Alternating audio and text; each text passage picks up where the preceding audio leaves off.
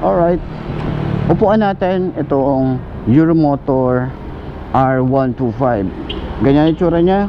Pero side stand natin para malaman natin kung abot ba ng 5 to na kagaya ko ang ganitong motorcycle, diba? So ayan, usad natin, baka maano tayo rito. Ayan, ganito ang itsura nya kapag naka center stand, ay center stand tuloy, naka side stand. Ayan, ganyan itsura nya. So mukhang hindi naman siya delikado. Ikutan muna natin. Ayan, so napakaganda talaga na ito. Napakaangas ng datingan nya. Ang ganda ng upgrade na ginawa dito kay R125. So usakyan natin. So 5 to ang aking height, kaya ating itsura. Okay, so abot naman natin, pero medyo bukaka tayo rito.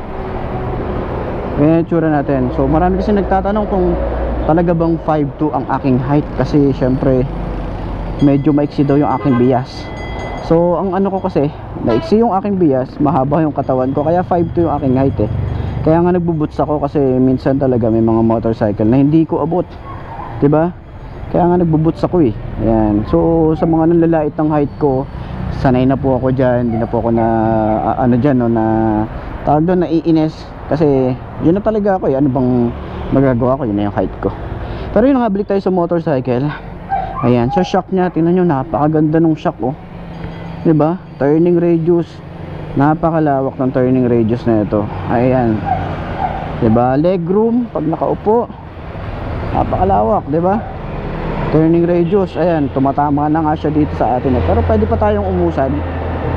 Tapos turning radius, ayan, tatama pa din, 'di ba? So sa likod, yung shock niya, napakaganda na ng shock, oh. Napakalambot, 'di ba? So ayun, sa lahat ng mga gustong kumuha ng ganitong motorcycle, puntahan nyo na lang dito sa may Mitsukushi San Rafael branch.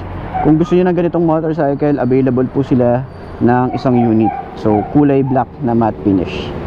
Ay siya.